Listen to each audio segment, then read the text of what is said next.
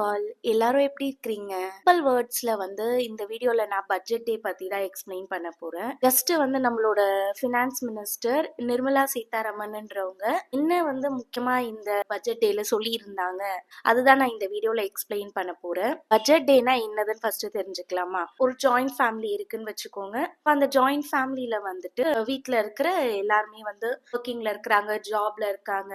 Monthly ஒரு டே fix பண்ணிட்டு நம்ம வீட்ல இருக்கிற பெரியவங்க கிட்ட இந்த இன்கம் நம்ம இப்போ எப்படி செலவு பண்ண போறோம் அத பத்தி ஒரு டிஸ்கஷன் பண்றோம். மந்த்ல நம்மளுக்கு என்ன செலவு இருக்கு, வெக்கேஷன் போற செலவு இருக்கா, இல்ல ஏதாவது மேரேஜ் செலவு இருக்கா, அந்த மாதிரி எல்லாம் உட்கார்ந்து டிஸ்கஷன் பண்றது. சேம் அதே தான் கவர்மெண்ட்ல நடக்கிறது தான் பட்ஜெட்னு சொல்லுவாங்க. பினான்ஸ் மினிஸ்டர் டிசைட் பண்ணுவாங்க. இயர்ல அந்த இன்கம் எப்படி செலவு பண்ண போறோம், எப்படி எக்ஸ்பென்சஸ் என்னென்ன இருக்கு. Budget day is equal to government's yearly money plan. Government plans for schools, colleges, hospitals, roads, farmer help, jobs, defense and welfare schemes. ஃபேமிலியில செலவு பண்ணும்போது ஒரு மந்த்லி இன்கம் 50,000 இருக்குன்னா 10,000 ரெண்ட்ல பிரிக்கிறோம், 5,000 groceries பிரிக்கிறோம். மேஜர் அண்ட் மைனர் எக்ஸ்பென்சஸ் என்னென்ன இருக்கோ அதெல்லாம் நோட் டவுன் பண்ணிட்டு அதை ஃபேமிலி பட்ஜெட்னு சொல்றோம்ல.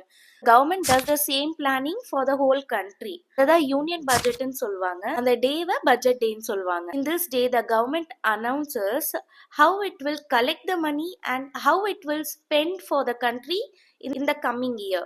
The budget focuses on growth and development. Non-debt receipts அது டோட்டலா 36.5 lakh crores இருக்கு. Total spending is around 53.5 lakh crores. Income 36.5, expenditure எப்படி அதிகமா இருக்கும்னு கேட்டா, எங்க ஸ்பெண்ட் பண்றதுக்கு நீடு அதிகமா இருக்கோ அந்த மாதிரி டைம்ல டெப்ட் வாங்குற சிச்சுவேஷன் வந்துரும். பெரிய அனௌன்ஸ்மெண்ட் என்ன நடந்ததுன்னா, இந்த இயர் போனுன்றது எவ்வளவு லீஸ்டா வாங்க முடியுமோ அந்த மாதிரி பிளான் பண்ணிருக்காங்க. ஜாப்ஸ் கிரியேட் பண்றதுக்காக ஒரு பெரிய ஃபோக்கஸ் எதுல இருக்குதுன்னா, building roads, railways and bridges. ஒரு பிளேஸ்ல இருந்து இன்னொரு பிளேஸ் டிராவல் பண்றதுக்கு ஈஸியா இருக்கணும். ஸோ அது நம்மளுக்கு ஈஸியா ஜாப்ஸ் கிரியேட்டோ பண்ண முடியும். டெப்டை கண்ட்ரோல் பண்றதுக்காக இந்த இயர் எவ்வளவு முடியுமோ அவ்வளோ பாரோயிங் கம்மியா தான் இருக்க போகுது. இன்கம் டேக்ஸ் ஸ்லாப்ஸ் சேமா தான் இருக்கு. அதுல எந்த பெரிய சேஞ்சஸுமே பண்ணல. No major tax increase for the common people. அப்ராட்க்கு மணி சென்ட் பண்ணுவாங்கல்ல, பசங்க படிக்க போயிருப்பாங்க, எக்ஸ்பென்சஸ் அனுப்புறது, ஒரு ஃபாரின் கண்ட்ரில அனுப்புறதுக்கு அதோட டாக்ஸ் ரேட்ஸ்ல கம்மி பண்ணிருக்காங்க. ஃபாஸ்ட் ட்ரெயின் ப்ராஜெக்ட்ஸ் கூட அனௌன்ஸ் பண்ணிருக்காங்க.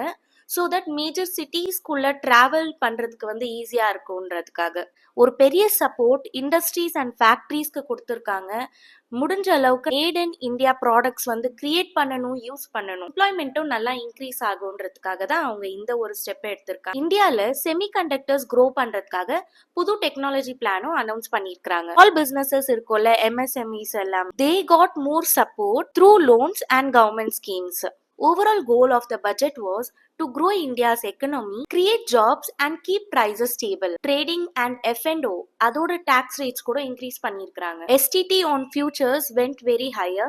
STT on options were also increased. So this makes trading a bit expensive for active traders. எந்த டேக்ஸ் டிவைடன்ஸ்க்கு அண்டர்ல இருந்ததோ அது இப்போ கேபிட்டல் கெயின்ஸ்க்கு அண்டர்ல தான் இருக்கும். ஆல்கஹால், சிகரெட்ஸ் அண்ட் டொபாக்கோஸ் இதோட டாக்ஸஸும் இன்க்ரீஸ் பண்ணியிருக்கிறாங்க.